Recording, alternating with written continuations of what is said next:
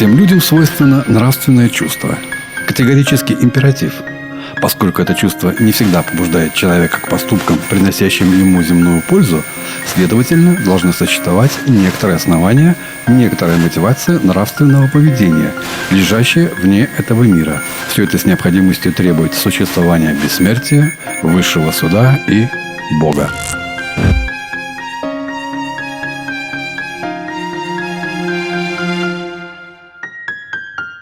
Кант родился 22 апреля 1724 года. Родился в бедной семье. Отец был шорник, мать домохозяйка. В семье 11 детей, он четвертый. С детства слабый, болезненный ребенок, но с детства проявлял способности к учебе. Поэтому мать отдает его в Фридрихсколлегиум, школу, готовящую будущих церковных служителей. Он учился на латинском отделении и впоследствии латинский владел в совершенстве. После школы поступает в университет Альбертина на теологический факультет, но богословие к этому времени его уже так не увлекает. Он посещает все лекции, которые там читают.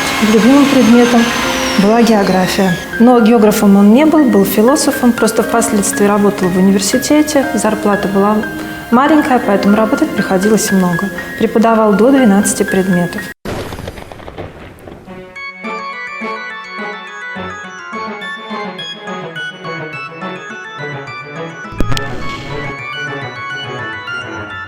Но позвольте вас спросить, после тревожного раздумья заговорил заграничный гость.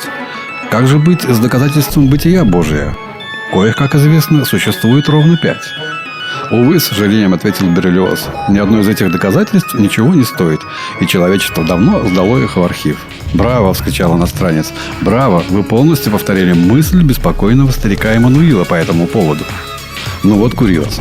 Он начисто разрушил все 5 доказательств, а затем, как бы в насмешку над самим собой, соорудил собственное, 6-е доказательство. Взять бы этого Канта, да за такие доказательства года на 3 в Соловке. Совершенно неожиданно бухнул Иван Николаевич. Иван, сконфузившись, шепнул Берлиоз. Но предложение отправить Канта в Соловки не только не поразило иностранца, но даже привело в восторг. «Именно!» – закричал он. И левый зеленый глаз его, обращенный к Берлиозу, засверкал. «Ему там самое место!» Ведь говорил я ему тогда, за завтраком. «Вы, профессор, воля ваша, что-то нескладное придумали.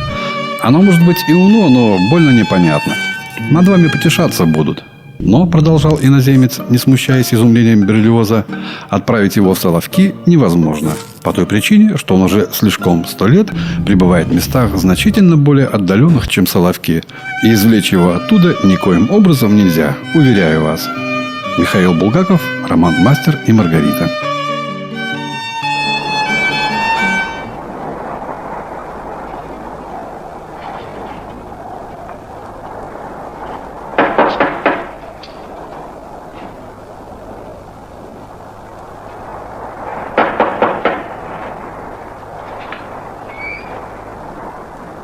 Здесь живет профессор Иммануил Кант.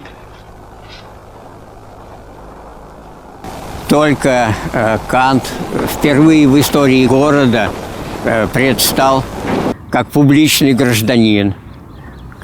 В соборе в 1755 году, после знаменитого Лиссабонского землетрясения, горожане были напуганы и считали, что теперь Парижу, Берлину, Кёнигсбергу придет конец. Да. Вот тогда Кант решил прочитать лекцию о природе землетрясений, где они чаще всего случаются, в чем их причина, и успокоить горожан. Рождение гения – это всегда дело случая. И чисто генетически это случай, и социально-исторически это случай. Портрет Карамзина он написал встречу с Кантом в своей книге «Записки путешественника». И портрет Екатерины II. Но это было при Елизавете Петровне. В период Семилетней войны 4 года Пруссия принадлежала России. И это время Кант был российским подданным. Давал присягу на верность императрице. Суть коперниканского переворота Канта одно из центральных положений этого коперниканского переворота Канта заключается в том, что как раз субъект определяет объект. Именно по Канту субъект оказывает решающее влияние в формировании среды. Да?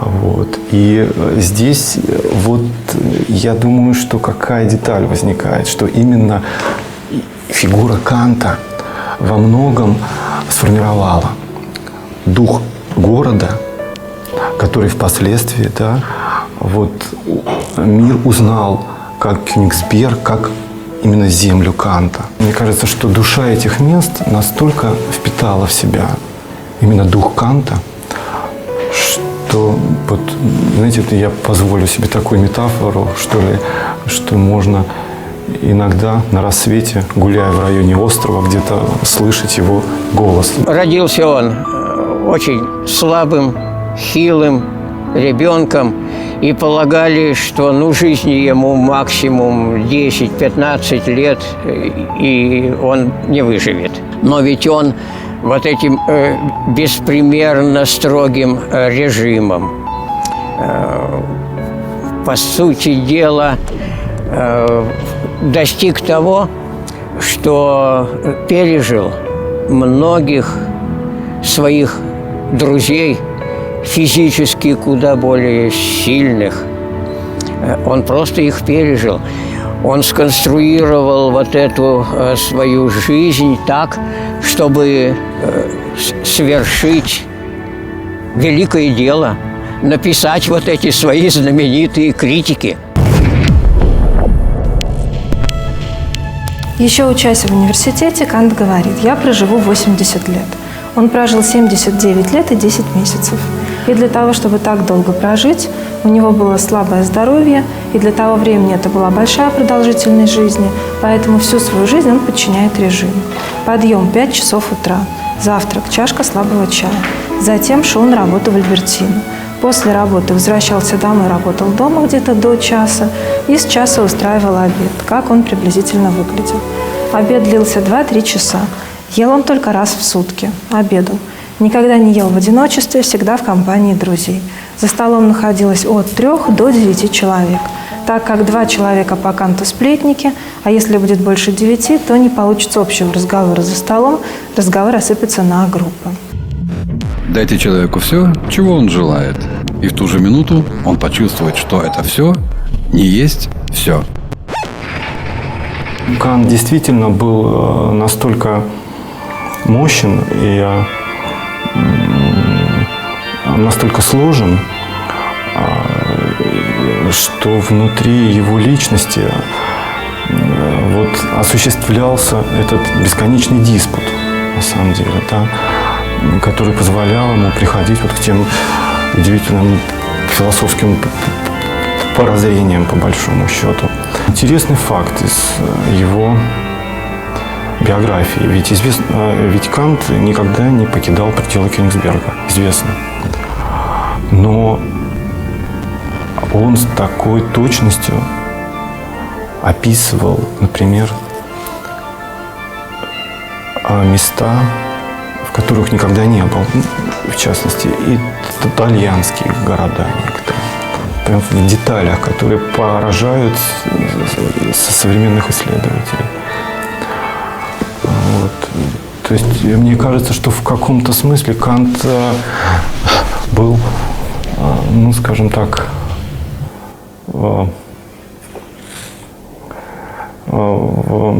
человеком, ну, если не ясновидящим, да, об этом, конечно, мы не будем говорить, то, по крайней мере, имевшим совершенно потрясающее воображение, ну, которое, опять же, основано на каком-то рациональном вот начале. Астрономия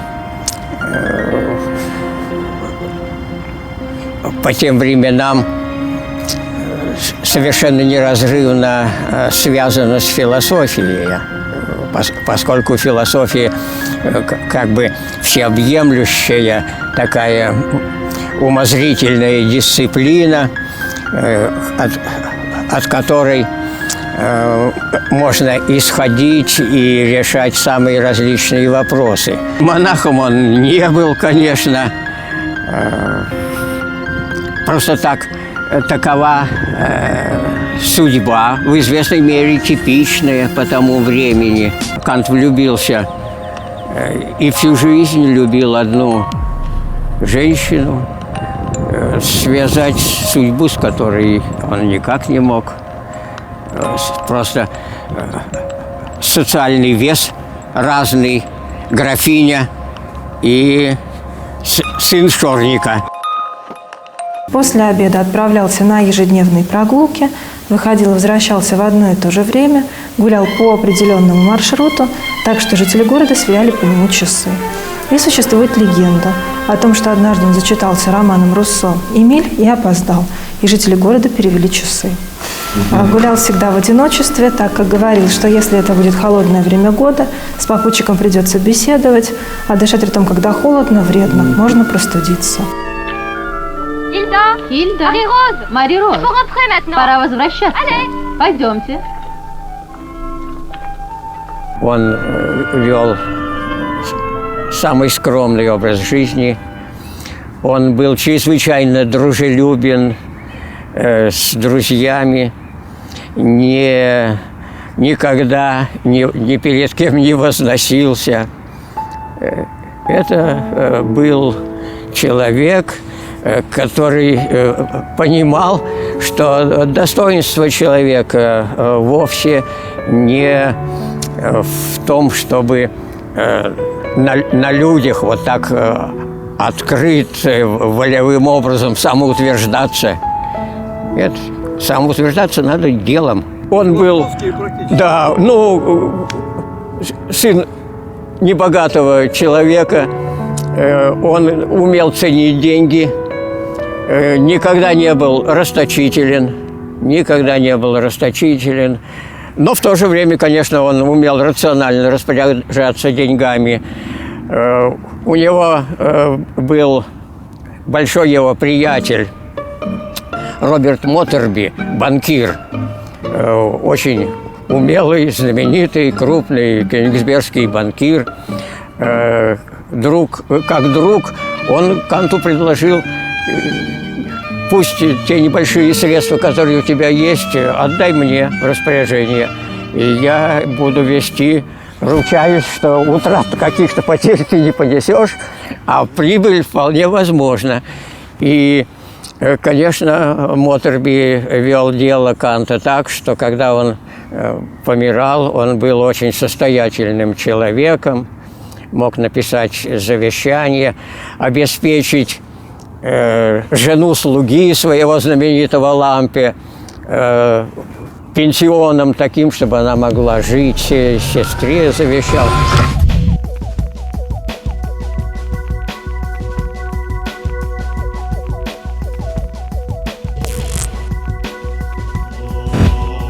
Вы знаете, интересный момент, что вот как раз о востребованности идей его, вот любопытный и поразительный момент, вот даже астрономии в пространстве, астрономии Кант, да, совершает вот какие-то действительно выводы,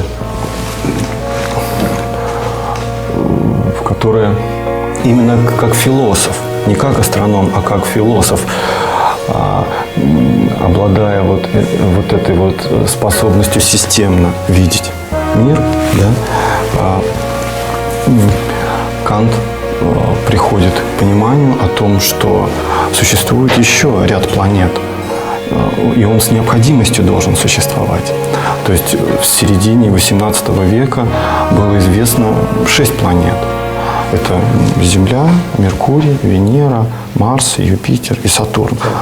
Кант утверждает вот в известной работе «Всеобщая естественная история и теория неба» 1755 года, что за Сатурном с необходимостью должны существовать еще планеты.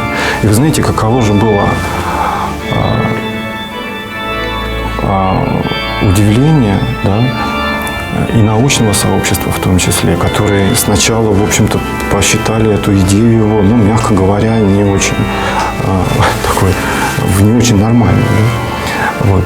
Кого же было удивление огромного количества его современников, когда именно при жизни, спустя почти 30 лет, в 1781 году было открытие урана. Вот. То есть вот это действительно удивительно. Человек открывает в своей голове нечто. Мыслители часто живут вразрез собственной философии. То есть говорят одно, а поступают совершенно иначе. Вот кантовская, вот в случае с Кантом все иначе. Кант пытался действительно жить и жил в соответствии с тем, что говорил. Вот, наверное, это вот самое такое важное, что меня удивило и что восхитило на самом деле. Две вещи наполняют душу постоянно новым и возрастающим удивлением и благоговением. И тем больше, чем чаще и внимательнее занимается ими размышления. Звездное небо надо мной и нравственный закон во мне. По молодости, пока был магистром, он, конечно, мог позволить себе и лишнее выпить. И рассказывали, что иногда он вот в Магистерский переулок, вот здесь, здесь на острове, вот в том конце Кнайпхофа, с трудом добирался и терялся в чужую дверь стучался. Такое бывало. Но по мере того, как взрослел Кант, вот, он, конечно, начал относиться к питью, к напиткам. И очень избирательно любил хорошие французские вина. Я такой легкий, что не могу причинить себе вреда.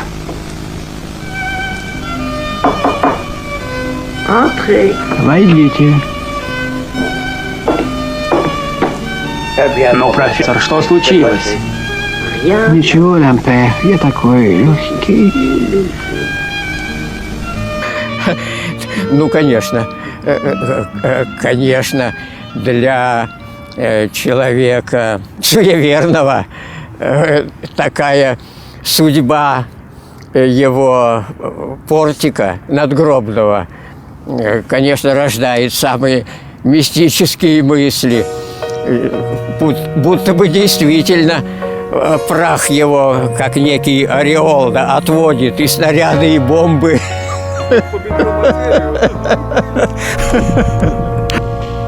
Хитрость – образ мыслей очень ограниченных людей и очень отличается от ума, на который внешне походит. Поначалу он получил опыт студенческой жизни, потом магистр, холостяк, который зарабатывает денег мало, часто для того, чтобы поужинать, он в ресторане выигрывал в бильярд, чтобы иметь возможность поесть. Копия записи из церковной книги о смерти Канта. Так внутри выглядела первая часовня Канта. Обратите внимание на фреску на заднем плане. Сейчас ее копию мы увидим в следующем зале. И копия одной из страниц рукописи Канта. Кант делал всегда заметки на полях. Это есть и в нашей копии. Кант никогда не покидал Кёнигсберг, где Кант, там и Кёнигсберг. Где Кёнигсберг, там и Кант. Ведь Кант, как моралист, как антрополог, заявляет, что для каждого из нас наша собственная высшая ценность – это другие люди. Не будь их, я не могу быть человеком. Мы не можем существовать как люди, если нет других людей. Поэтому каждый человек – это наша высшая ценность. Гибель каждого – это гибель частицы нас самих. И каждый с точки зрения Канта абсолютно уникальный человек. Копия посмертной маски Канта. И мы с вами находимся в Южной башне. Ее высота от основания до шпиля 58 метров. Над нами часы и колокола. Каждые 15 минут колокол у нас звонит. У нас 4 колокола: Петр Великий, Александр Невский, жертвам Второй мировой войны и детский колокол. Колокола современные, отлиты нашими калининградскими мастерами. И на этом все.